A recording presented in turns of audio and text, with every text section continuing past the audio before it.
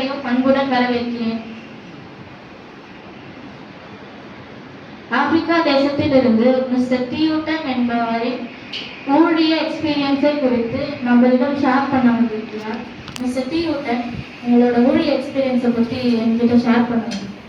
நான் காங்கிரஸ் ஜனநாயக இந்திய இதிலிருந்து கடவுளை பற்றி ஊழியம் சொல்றதுல இருந்து நான் வரேன். என் பேர் டியூட்டன். நான் அங்க படிக்கிற காலேஜ் பசங்களுக்கு ஏசப்பானா யாரு, ஏசப்பாவை பற்றி நிறைய சொல்றேன்.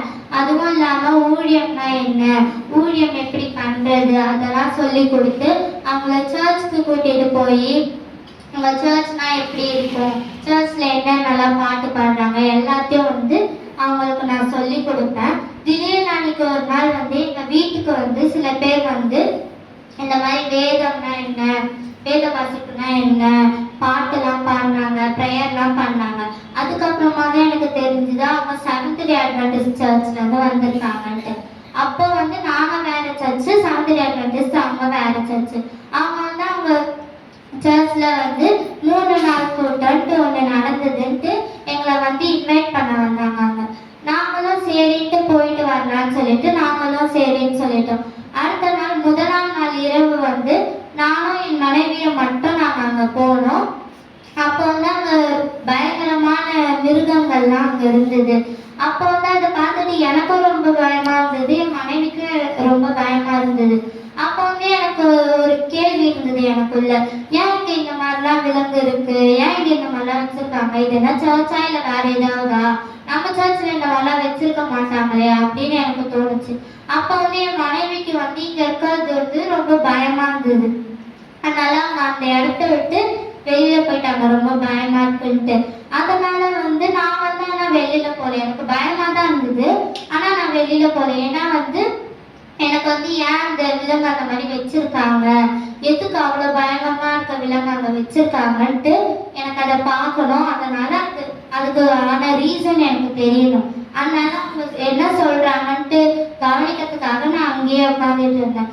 அப்போ அவங்க சொன்னாங்க, வேதாகமத்துல தானியேல் மற்றும் வெளிப்படுத்துதல்ல இதை வச்சிருக்காங்க, இதை பத்தி இருக்கு, அதனாலதான் நாங்க வச்சிருக்கோம் அப்படின்னு அவங்க சொன்னாங்க.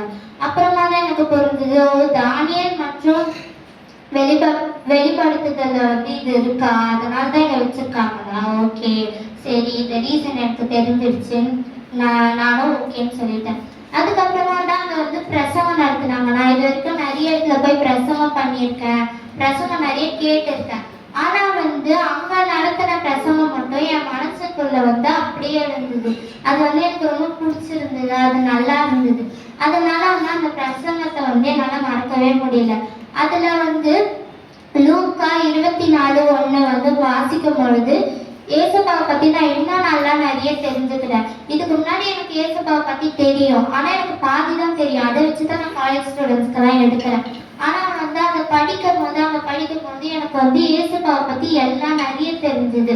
அப்புறமா அங்க போனோடனே தான் எனக்கு தெரியுது வாரத்துடைய முதல் நாள் ஞாயிற்றுக்கிழமைட்டு.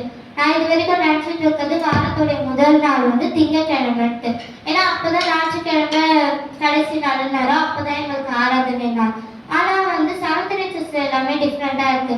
அங்க ஞாயிற்றுக்கிழமை தான் வாரத்துல முதல் நாள், அவங்களுக்கு சனிக்கிழமை தான் வாரத்துடைய கடைசி நாள், அன்னைக்குதான் அவங்களுக்கு ஆராதனை நாள். அப்பதான் எனக்கு புரிஞ்சுது, செவன்த் டே சர்ச் இவங்க ஃபாலோ பண்றதுதான் கரெக்ட் அப்படின்னு எனக்கு அப்பதான் தோணுச்சு. அப்புறமா அந்த சர்ச்சுக்கு போக எனக்கு ரொம்ப பிடிச்சிருந்தது.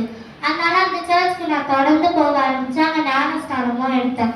அதுவும் இல்லாம என் மனைவியும் என்னுடைய பேர பிள்ளைங்க எல்லாரும் அங்க போய் அந்த செவன்த் டே அட்வென்டிஸ்ட்ல ஊழியம் செய்ய ஆரம்பிச்சாங்க.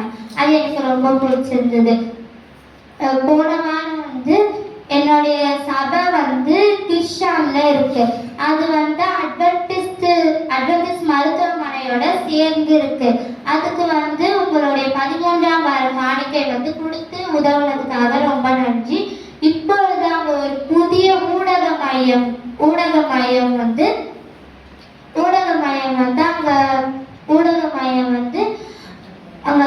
அங்க கட்டப்படுது. அதுக்காக எங்களுக்கு உங்களோட 13ஆம் வார காணிக்கையை வந்து உதாரணமாக கொடுக்கும். நீங்கள் கொடுத்த இன்டர்வியூக்கு ரொம்ப நன்றி. உங்களுக்காக நானும் என் சபை மக்களும் ப்ரேயர் பண்ணிக்கிறோம். மீண்டும் அடுத்த வாரம் சந்திப்போம். அதுவரை உங்களிடமிருந்து விடைபெறுவது உங்கள் சிண்ட்ரெல்லா ஷர்லி.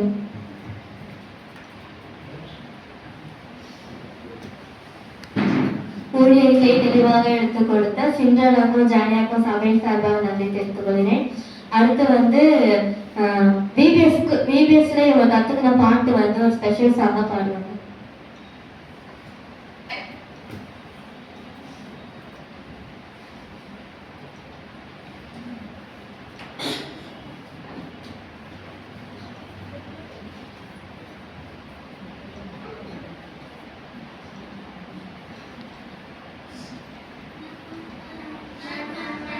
சின்ன ஆட்டுக்குட்டி என்னுடைய